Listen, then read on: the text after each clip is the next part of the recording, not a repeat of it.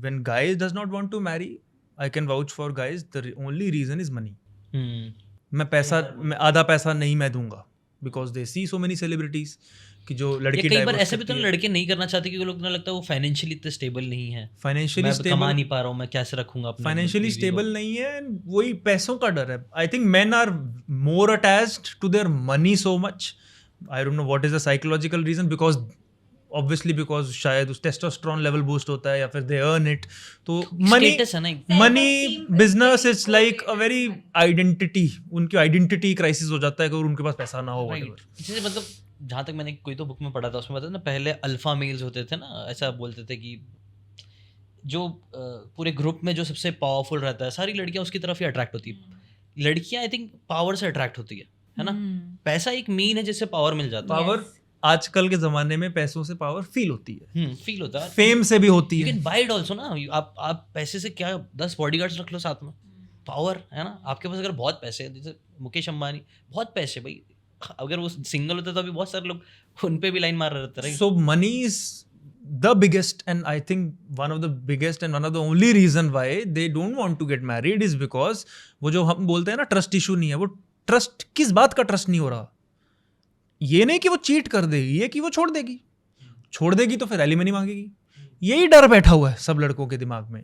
And लड़कियों के दिमाग में सिंपली क्या है कि it is not about money and all that, it's just that I don't want to go and adjust in their family. Why do I have to adjust so much? तो उसको adjustment में दिक्कत है. और फिर ट्रस्ट इशू क्या है कि आज तो पटाने के लिए, कॉन्कर करने के लिए मेरे को बहुत कुछ कर रहा है और आगे जाके ये बदल जाएगा, तो मेरे को ये ड्रामा नहीं चाहिए. तो that is one of the biggest reason why girls are not marrying and why guys are not. Girls के लिए आप वाउच करोगे, सही बोल रहे हैं. मैं हाँ इस पे अग्री करूँगी. एक और पॉइंट मुझे बहुत इंपॉर्टेंट ध्यान आया कि पावर डायनामिक्स कि व्हाट ही सेइंग ना कि लड़कों के लिए मनी फैक्टर है बिकॉज सबकॉन्शियसली दे फील कि they are suppose to provide.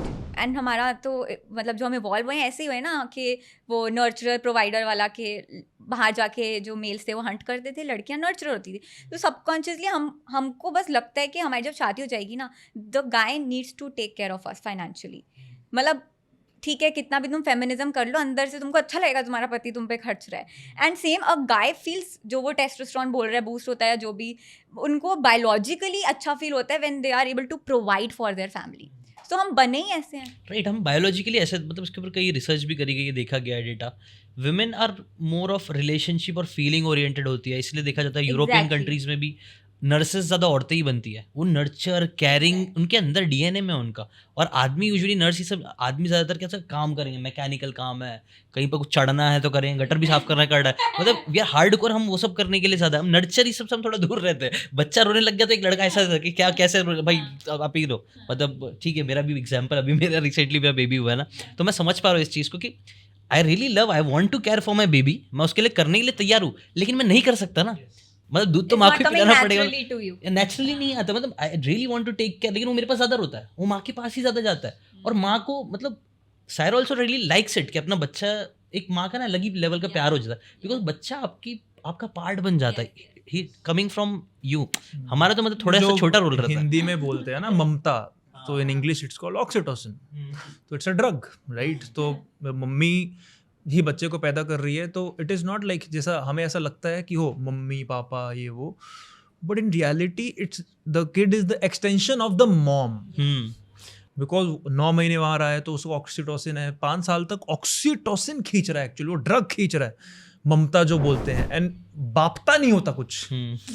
It is a providing nature, care nature, cute है, ठीक है, हाँ 2 मिनट खेल लिया, ठीक है. हम मतलब सेफ्टी, मतलब जहाँ तक इवॉल्व हुए हैं, माँ का काम था नर्चर करना, बच्चे को सही रखना, पालन पोषण करके बड़ा करना. आदमी का काम था उसको सेफ रखना कि वो आराम से उसको नर्चर कर सके. मैं जाता हूँ हंट करने, मैं खाना लेके आता हूँ, मैं खाना प्रोवाइड करूँगा, मैं 10 लोग और भी आके कुछ कर सकते हैं, मैं अपने बच्चे को, अपनी बीवी को बचा के रखूँगा. आई थिंक सेम चीज़ अभी भी रेलिवेंट है, वो हम पैसे से कर रहे हैं. We are buying that protection, we are buying कि हाँ बच्चा स्कूल में पढ़ सके. कहीं ना कहीं वही होगा, बस चीज़ें थोड़ी सी कॉम्प्लिकेटेड हो गई, मॉडर्नाइज हो गई, कैपिटलिस्टिक हो गई है. तो everything is related to money, और इस वजह से ये सारी चीज़ें हो रही है.